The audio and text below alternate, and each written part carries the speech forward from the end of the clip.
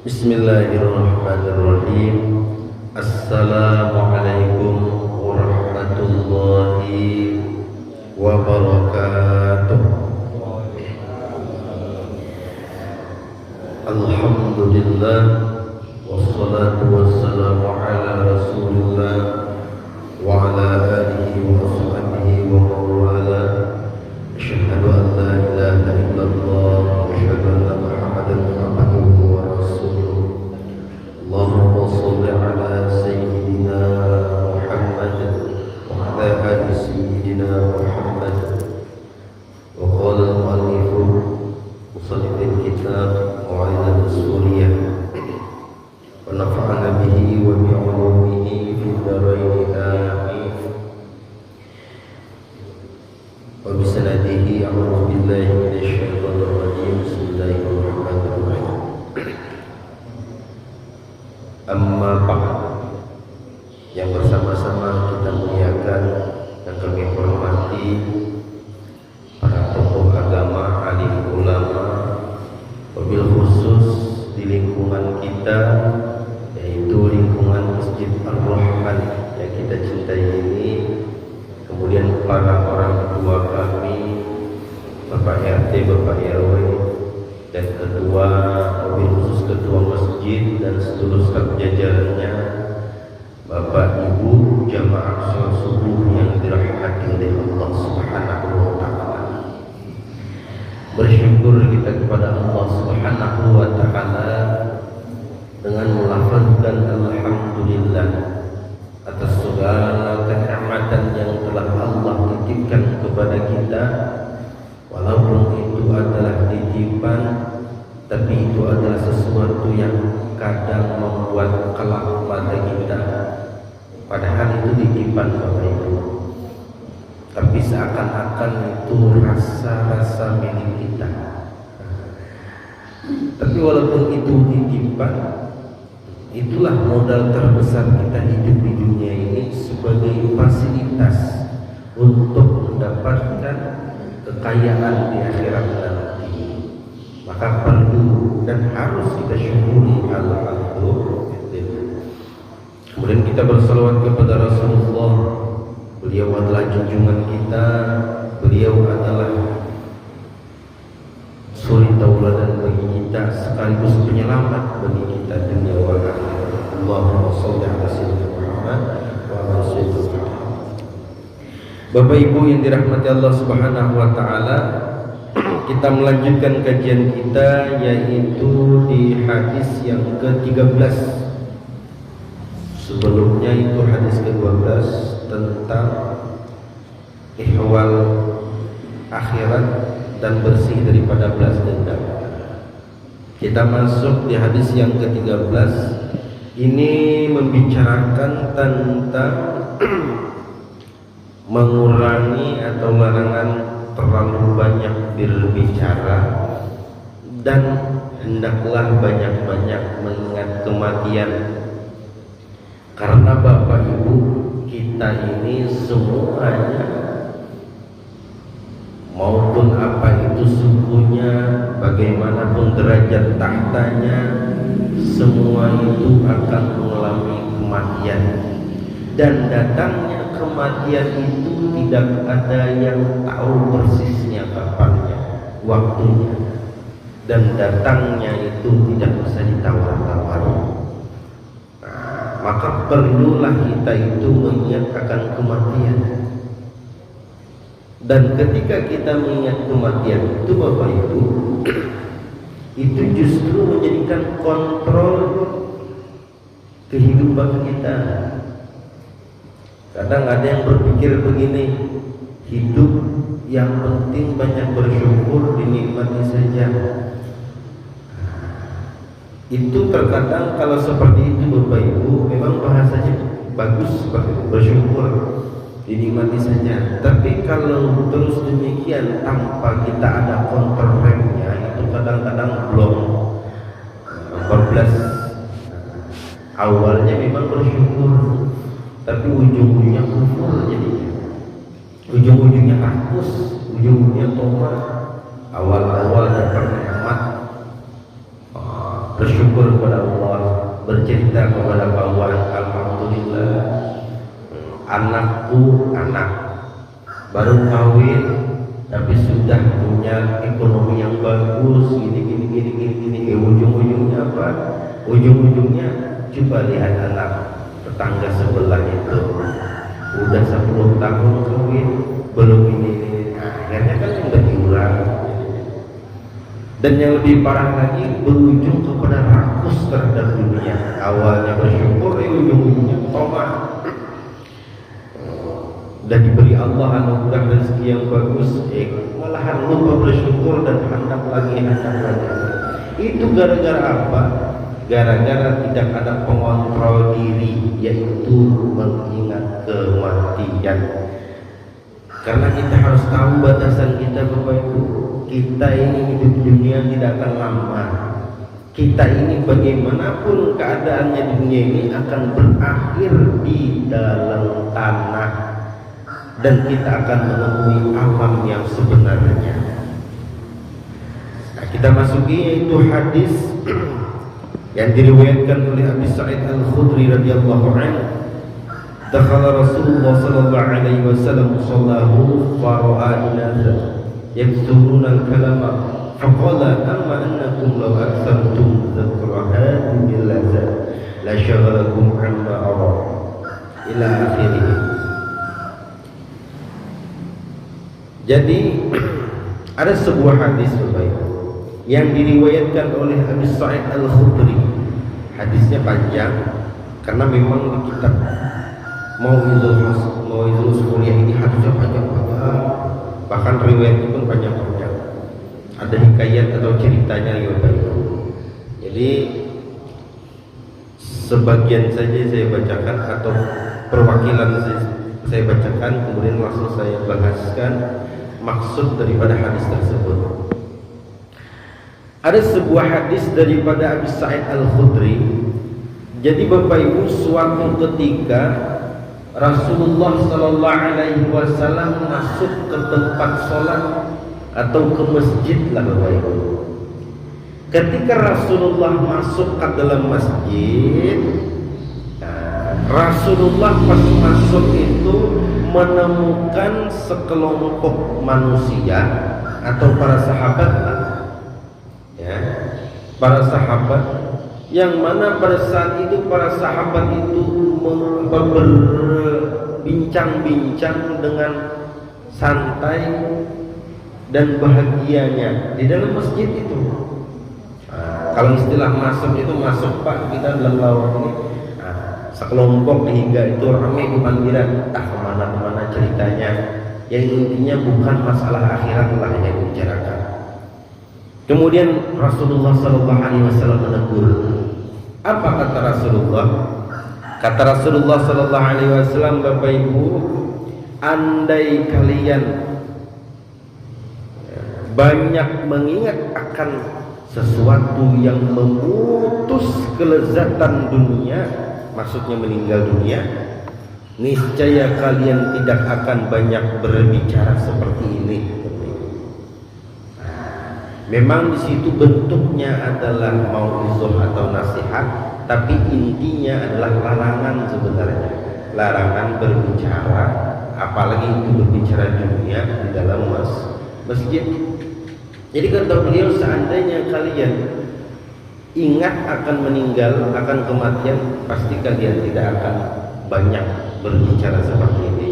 Bahkan berbicara sampai seakan hidup paling bahagia di dunia dan selamanya. Kemudian disambung lagi oleh Rasulullah, fa innahu lam ya'ti 'alal qubur yauman illa wa tatakallama bisittati kalimatin. Sesungguhnya kata Rasulullah, tidaklah berlalu hari itu, setiap hari itu tidaklah terlewat kecuali kubur itu selalu berkata akan 6 perkataan. Jadi Pak, kuburan itu setiap hari berbicara dengan 6 pembicaraan atau 6 perkataan. Hanya saja kita termendengar, hanya saja kita tidak mendengar. Inilah Rasulullah mengatakan atau memberitahukan kepada kita. Apa 6 perkataan daripada kubur terhadap kita itu Bapak Ibu? Yang pertama kata kubur yaitu ana baitul gharbah.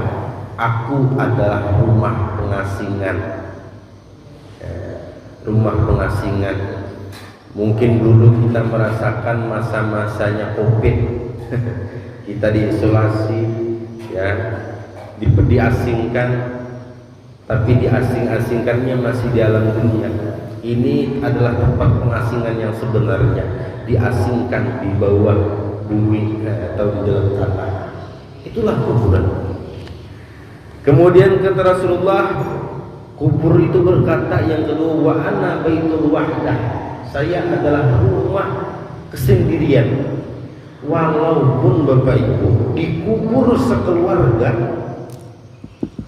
walaupun dikubur satu lubang sekeluarga, tapi tetap ketika penghakiman surang-surangan, ketika dihakimi oleh malaikat Mungkar Nakir, itu tetap sendiri-sendiri. Dan itu tetap tergantung bagaimana perolehannya di alam dunia. Di alam kubur, misalkan di dalam satu lubang ada 5 orang, tapi 5 orang tersebut, yang satu maksiat, yang satu ahli kafir, yang satu lagi ahli taat, tetap di dalam dimensi yang berbeda, tidak akan sama, sendiri. Kemudian selanjutnya wa anna baitul wahsyah, dan aku adalah tempat kesedihan. Ya. Bagaimana sedihnya di alam kubur, ya mungkin sulit digambarkan. Kalau hendak tahu jelas, mungkin kalau kita ngalami surangan Pak. Kemudian selanjutnya wa ana baituz zulmah, aku adalah rumah kegelapan. Tidak ada yang sampai sekarang, walaupun zamannya sudah modern. Bagaimana modernnya sekarang? Tapi tetap kuburan tidak akan dikasih lampu di dalam kuburan itu. Maka kuburan itu adalah tempat kegelapan. Dan kemudian aku adalah rumah tanah dan aku adalah rumah ulat, kata kuburan. Kemudian masih dilanjutkan oleh Rasulullah, ketika seorang hamba mukmin, orang yang beriman, masuk, disemayamkan atau dikuburkan, maka kuburan pun berkata, menyambut Bapak Ibu. Ini ketika ada yang meninggal dunia, kita masukkan ke dalam kuburan. Nah, kita memang ada mendengar kita yang dunia hidup, tapi ketika kita masukkan ke dalam kuburan, kita timbul, maka kuburan pun menyapa kepada orang-orang mukmin yang meninggal dunia itu. Apa kata kuburan? Ahlan wa sahlan, selamat datang. Ingatlah bahwa engkau dulu adalah orang yang suka berjalan di atas punggungku, kata tanah, kata kuburan. Dan sekarang engkau kembali kepadaku. Dan kemudian kata Rasulullah, ketika orang kafir dan orang ahli maksiat yang meninggal dunia, yang dikuburkan, maka kuburan pun juga menyapa. Tapi sapaan kuburan bagaimana Bapak Ibu? Kata kuburan, tidak ada ucapan selamat atas engkau.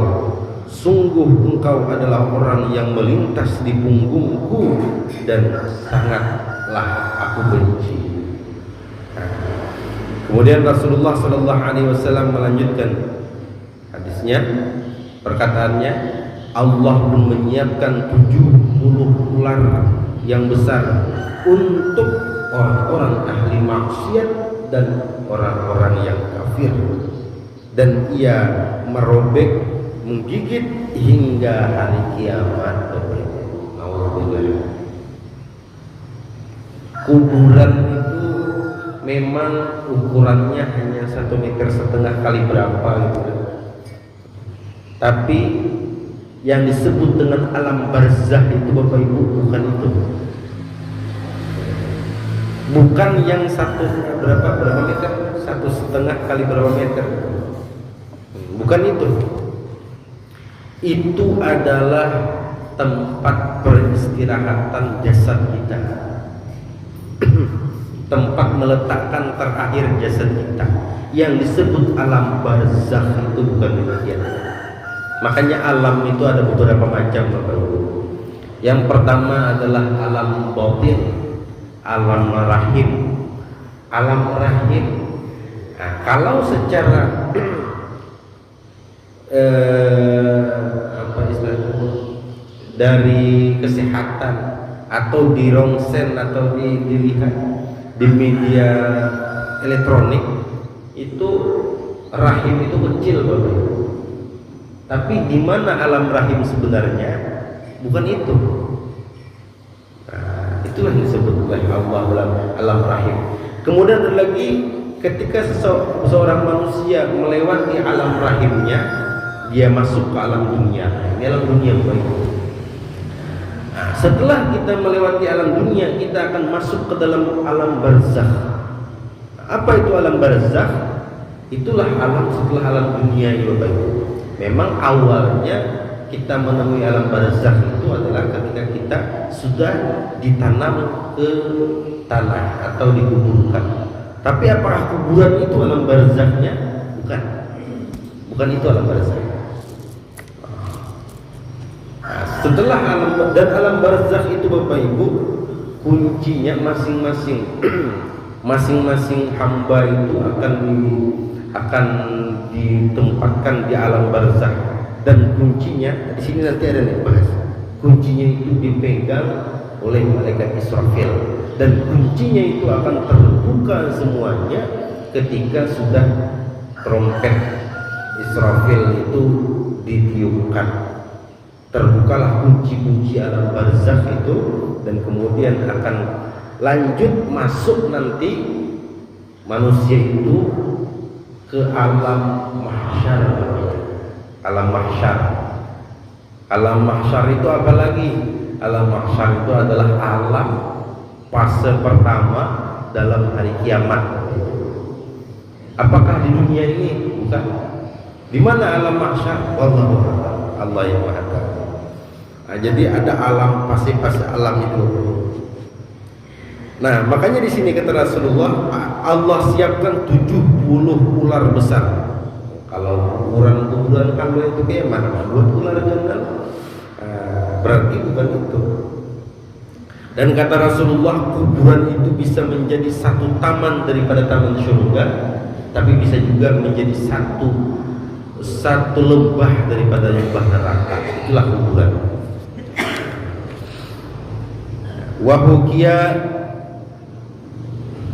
Wahukia an Abi Bakr al-Ismaili bi isnadihi.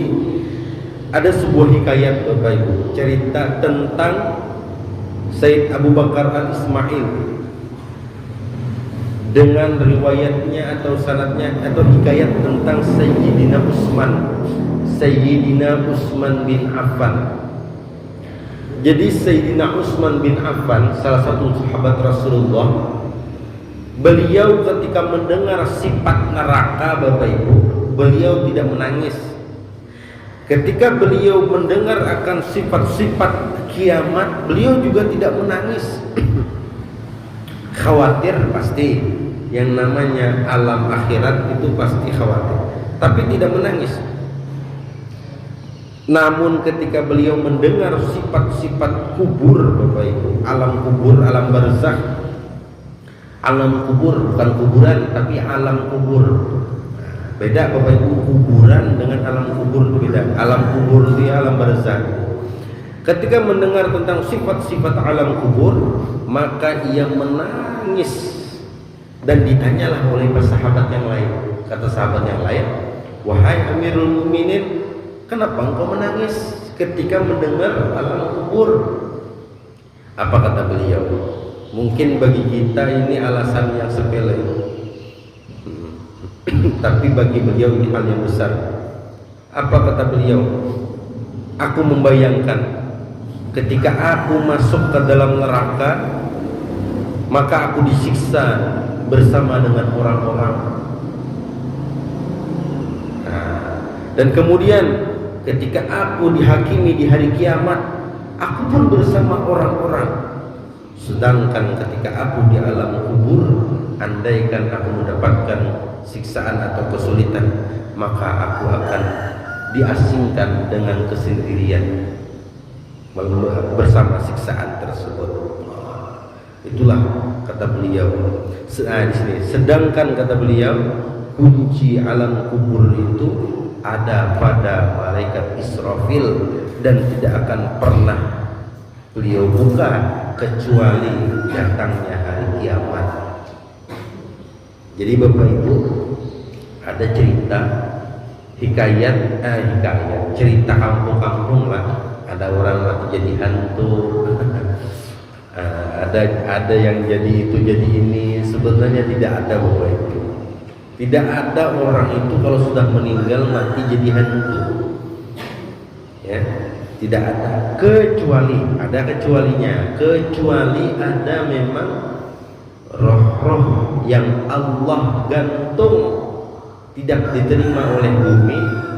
Salah satunya apa? Salah satunya adalah roh-rohnya orang yang punya hutang. Alhamdulillah, sudah kita terbebas daripada hutang. Tapi itu pun bukan artinya berkeliaran jadi hantu, bukan. Terus bagaimana cerita-cerita rakyat atau cerita-cerita yang pernah dialami di kampung-kampung misalnya? Ada yang jadi pocong, jadi apa?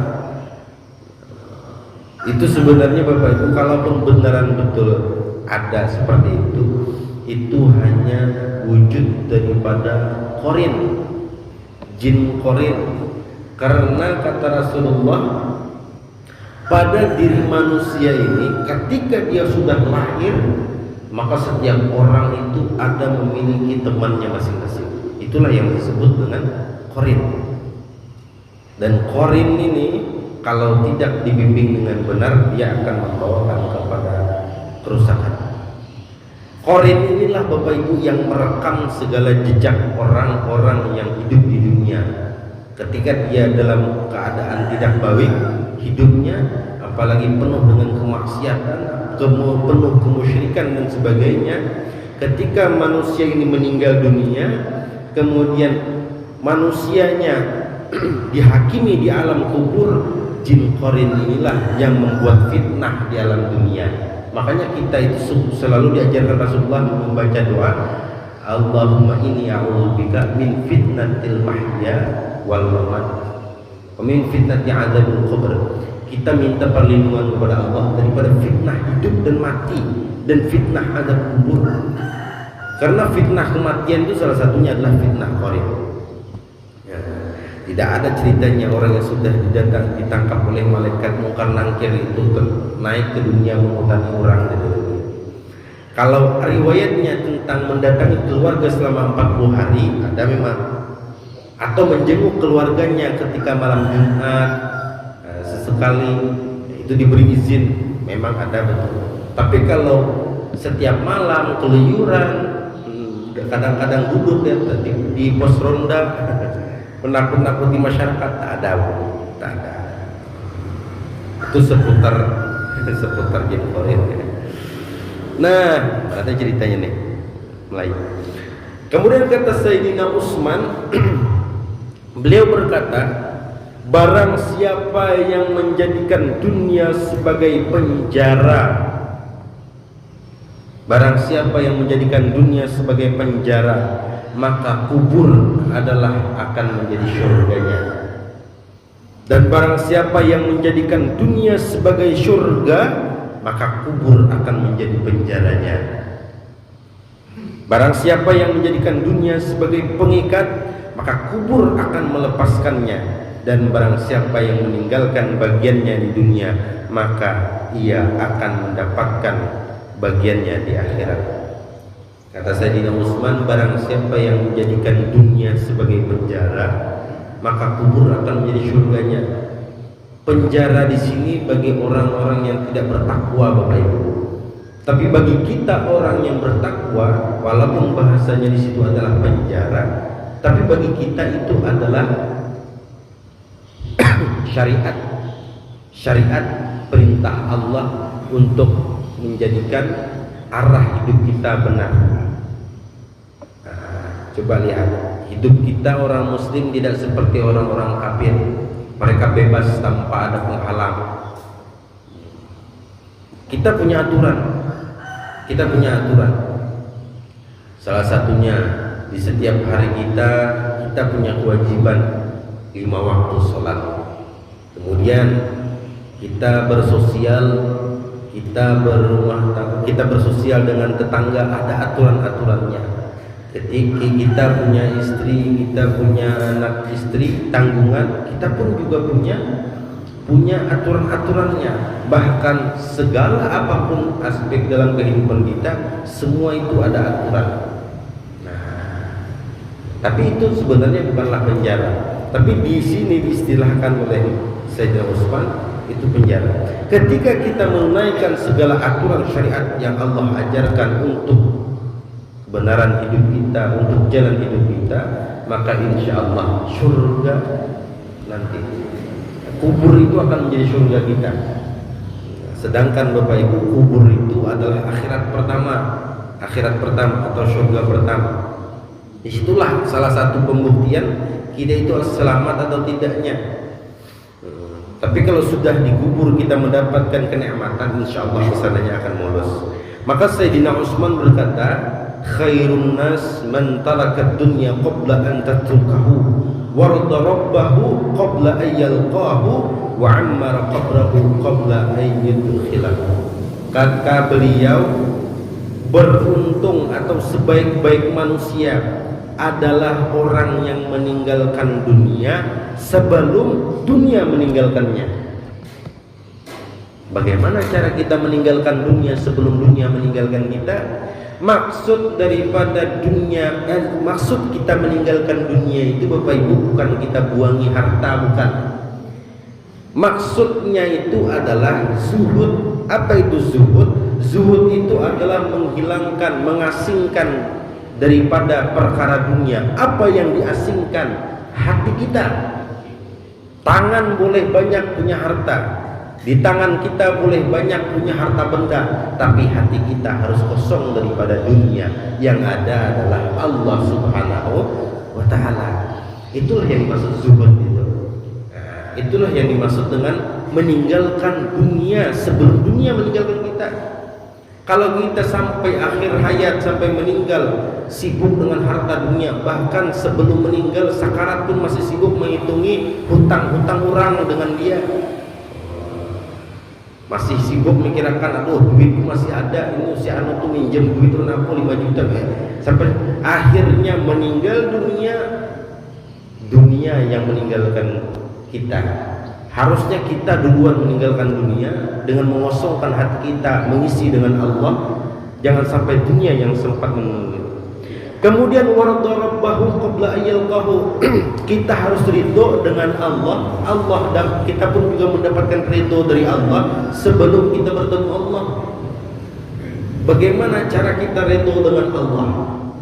Kita harus mengakui dengan benar-benar pengakuan Bapak Ibu bahwa Allah itu Tuhan kita. Ini kadang-kadang mulut kita mengakui asyhadu an la ilaha illallah, Allah itu Tuhan kita. Tapi kalau kita periksa lebih dalam, pengakuan itu kadang-kadang itu bukan palsu sebenarnya, hanya sebuah cerita.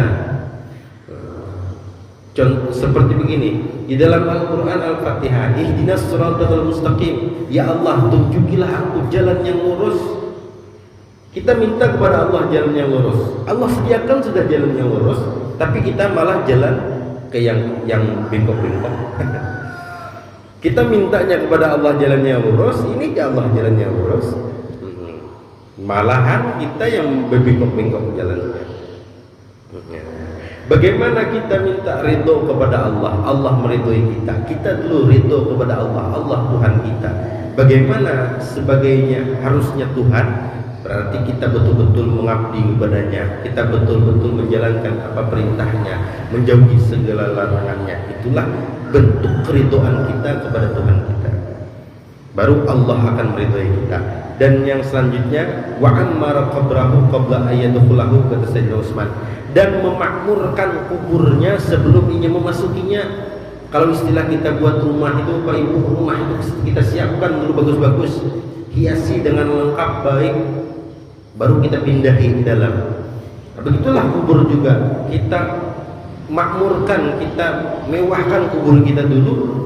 Dengan apa kemewahan kubur? Dengan Al-Quran dan sholat malam, terutama amal soleh, soleh. Mudah-mudahan Bapak Ibu kita semua menjadi hamba-hamba Allah yang diberikan keselamatan dunia wal akhirah, amin. Diberikan kebaikan di alam kubur kita, amin. Diberikan keselamatan di alam kubur kita nanti, amin ya Allah ya Rabbal alamin. Dan pastinya kita minta kepada Allah agar diwafatkan nantinya, kalau bisa kain dulu balik panjang umur, amin.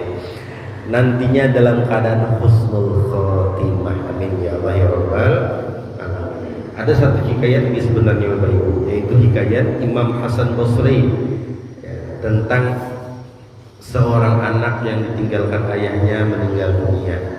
Tapi ada cukup dengan waktu kita. Nanti itulah di kesempatan selanjutnya, mudah-mudahan panjang umur, kemudian sehat badan kita, dan kita insyaallah akan bertemu lagi di kesempatan selanjutnya. Mungkin hanya ini yang dapat saya sampaikan. Banyak tersalah silap kata dalam penyampaian, mohon dimaafkan yang sebesar-besarnya.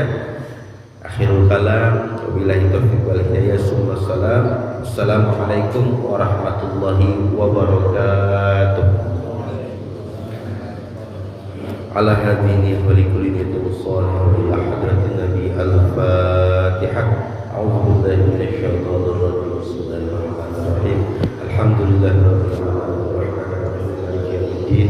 Iyyaka na'budu wa iyyaka nasta'in. Shiratal mustaqim, shiratal ladzina an'amta 'alaihim ghairil maghdubi 'alaihim waladdallin.